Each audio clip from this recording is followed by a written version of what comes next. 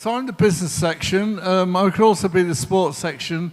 I was editor of The Independent, city editor of the Evening Standard for 10 years, Sunday Times, Insight Team, Observer, you name it, done the lot. I've always been interested in football. I'm not a football junkie, but I grew up in the north of England in a small town, and there was a football club there. And for my sins, I'm a season ticket holder at Fulham. And when it came to writing a book, my second book, I started looking at the Glazers. And for those who don't know, the Glazers are the American family who own Manchester United. Manchester United is the world's biggest football club. They've got 333, how they calculate this, I've no idea, by the way, 333 million fans. The club even claim an even bigger figure, 1.1 billion, which is 1 in 7 of the world's population, which seems a bit far-fetched. And what intrigues me, and has always intrigued me throughout my writing career and journalism, has been money and power. I'm fascinated by how is it that some people are able to do things that the rest of us can't. I mean, if I look at everyone here, you're all great people, but you don't own Manchester United. You probably wouldn't want to own Manchester United. But nevertheless, there are people who seem to be able to do things that the rest of us is just off limits. Either they take risks, or they're, if I'm allowed to swear, they're greedy bastards, or whatever they are, they do something that the rest of us don't seem to have. And the Glazers were fascinating for another reason. They've owned Manchester United for 19 years, actually 20 years, and in that time they have withstood an unbelievable amount of hostility. It's hard to comprehend, but it is unrelenting. I mean, they've had everything. They've had dog poo posted to them, pizza deliveries in the middle of the night. I mean, windows smashed, riots. I mean, you name it, it just goes on and on. Yet they still own the club. But what I realized, the more I looked into them, there's an old saying which is the easiest way to become a millionaire is to be a billionaire and to buy a football club. That was true in the past, but it no longer applies. And if we think about it, everyone in this room, I mean, look, you're not, I can tell there's not a huge amount of football fans in here, but football is at the heart of the community. Every place in Britain, every place in the world has a football club. And it's quite important to a lot of people. And Manchester United is a community club. Grew up in Manchester, the 19th century. And if you, that's really the origin of football.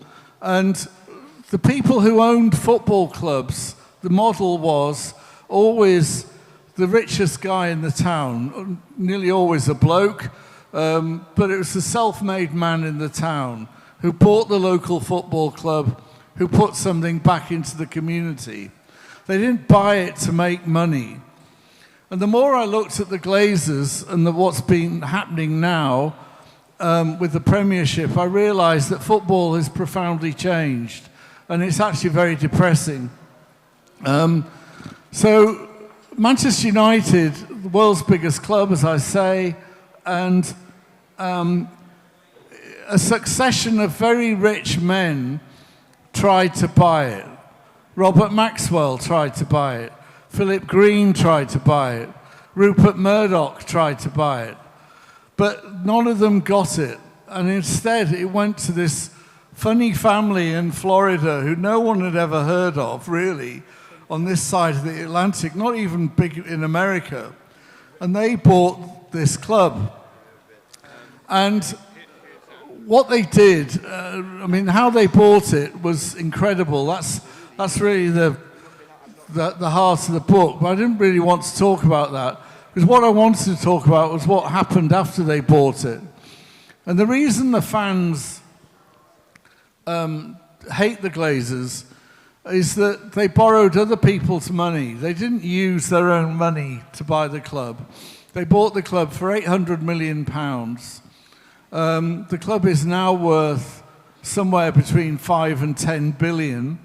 They borrowed money from hedge funds in New York. They didn't use their own money.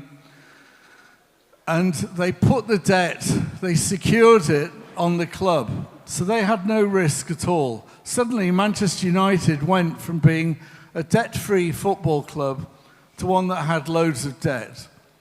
They never went to the matches. They've hardly ever been to the matches. I mean, that's bizarre in itself. You own Manchester United, there's a box there for you, there's a dining room there for you, but you don't even go to the matches. You can't be bothered. I mean, that's damning, really.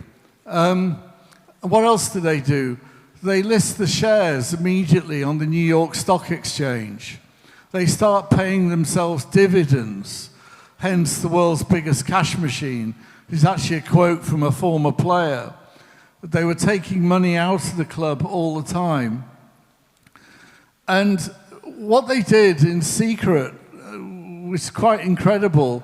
We all know that Manchester United play at Old Trafford. Old Trafford, by the way, the roof is leaking. It's not been redeveloped. One area has been redeveloped, which is the executive boxes. And the executive boxes, obviously, where they do the sponsorship deals and things like that. And there's another area another place that's sacred to Manchester United football fans, which is a training ground called the Cliff. And the Cliff is in Salford, for those who know Manchester. And it's where, after the Munich air disaster in 1958, when the members of the team and officials were killed, it's where Matt Busby rebuilt the team. And for Manchester United followers, this is a very special place. And it's a training ground. So they let Old Trafford fall into disrepair. They've let the Cliff fall into disrepair. They've let, Old Trafford, as I say, the roof is leaking. But what they did entirely in secret, I discovered for the book, was that they came south. They set up a secret operation in London, in Pall Mall, 50 Pall Mall, opposite the Oxford and Cambridge Club. No sign on the door. They employed 100 people, and behind that door, they did deal after deal after deal. And they sold everything to do with Manchester United. So if you think about it, Manchester United players are world famous. So whenever they train, even when they train, there are photographers taking pictures of them training.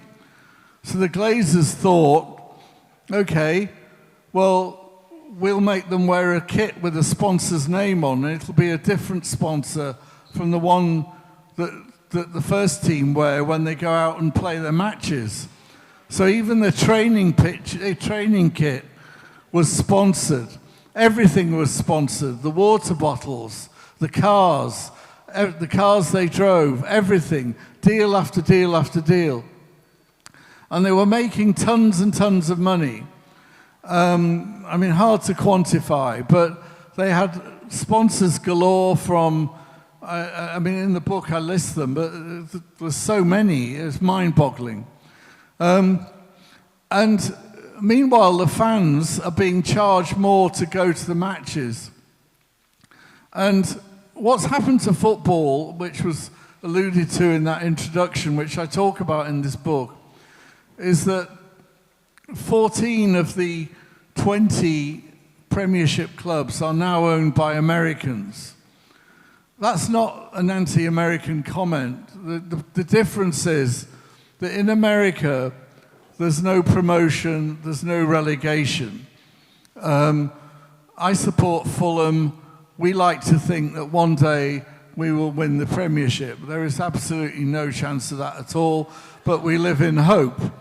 I grew up in Barrow-in-Furness in Cumbria. they're in the second division. If you support Barrow, they get crowds of 2,000 people. Those 2,000 people like to hope and pray, I mean, God forbid, they pray that one day their club will be as big as Real Madrid.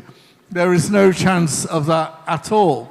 But that's why we like football. It's the famous saying is that it's the hope that kills us. And every week we go along and we get together for drinks and we talk about the match and we think that Fulham will beat Liverpool. And we hope they do, and we go and watch the match and Fulham lose 5-0. And then we go back and drown our sorrows, and then we pick ourselves up for the following week. And that's what football fans do. But in America, they don't do that. They don't have promotion and relegation. They have the Super Bowl, as you know, and they have the finals in the other sports, but there is no promotion, no relegation. And the worst team gets the first pick of the best players coming up. And when the Glazers bought Manchester United, they said to somebody, they owned the Tampa Bay Buccaneers in America. And the reason they bought Manchester United was that they went to a seminar, I discovered, in New York, that a bank held. And the bank said to the American owners of all the baseball, football, and the hockey teams and basketball, you think you're the biggest people in sport and you're the richest. You're wrong. The real money to be had in sport in the future is from European football and it's from TV rights. And it's clubs like Juventus, Real Madrid, Inter Milan, Bayern Munich, Manchester United. And they were able to buy shares in Manchester United and they got control of the club. And when they bought the club, Malcolm Glazer, one of the Glazers, said, how come English football fans at Manchester United, this was 20 years ago, they're spending, the average spend is £3.50. At the Tampa Bay Bucks, it's $45 per game, because they're eating hot dogs, they're eating popcorn, they're drinking beer in the ground. And the model for the English football and British football is you go to the pub, you meet your mates, have some drinks, go to the ground, watch the match, go back to the pub. You don't spend a penny at the ground. And they couldn't understand this. And so what they've decided is that these 14 of the 20 owners, they've decided that in the jargon, I am, and this is very sad, I am what's known as a legacy fan. A legacy in business is a dirty word. Legacy means on the high street, W.H. Smith. It means boots. It means shops that belong to yesteryear. It doesn't mean digital. It doesn't mean online. And when you use legacy in business, you mean something that's hung over from the past. And I'm a legacy football fan. And they don't like me at all because I don't spend any money there. What they want are tourist fans.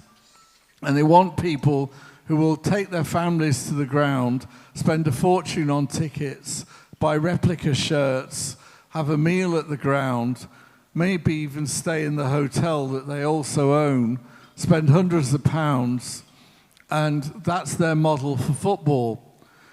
And what's happened is that the money has just grown and grown and grown.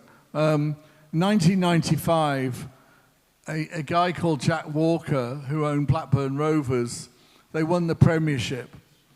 And Jack Walker was the local big businessman in Blackburn. He owned steelworks. When they won the Premiership, he burst into tears. It was his dream that his club had won the Premiership. The significance of that, which I talk about in the book, is that the following year, 1996, was when Rupert Murdoch paid £600 million for the TV rights for Premiership football. Those TV rights are now 1.2 billion, and it's going up all the time. And what's happened with the Glazers is that they've owned this club, they've been absentee landlords, they've not bothered about doing the place up, they've obviously paid for players, that's come out of cash flow, but they don't really care. And meanwhile, Chelsea, which probably qualifies, I hesitate, there might be a Chelsea fan here, but it's probably London's fourth biggest club after Arsenal, Spurs and West Ham in terms of reach. Well, Chelsea managed to be sold when Abramovich sold it. Even Abramovich went to the matches. But Chelsea was sold in 2023 for 3.5 billion. That immediately makes the Glazers think, well, if Chelsea's worth 3.5, what's Manchester United worth? The answer the bankers told them was 5 billion. But actually, it could even be 10 billion. And they did this deal with Jim Ratcliffe, which you all know about, I'm sure, where he bought a third of the club. It means nothing. He doesn't control the club. They control the club. They've still got all the money. And it is very depressing the way football's going. They tried to introduce the European Super League, where guess what? There's no promotion, no relegation, exactly the same as the American model. And that is the future of football. And it is changing as we speak, which means that for small players, for small teams like where I grew up, the hope is no longer there. And the shocking thing for me is that I sit in a very old wooden stand at Fulham, and it's actually grade 2 listed. It's a wooden stand, but opposite me is a brand new stand built by the new American owner.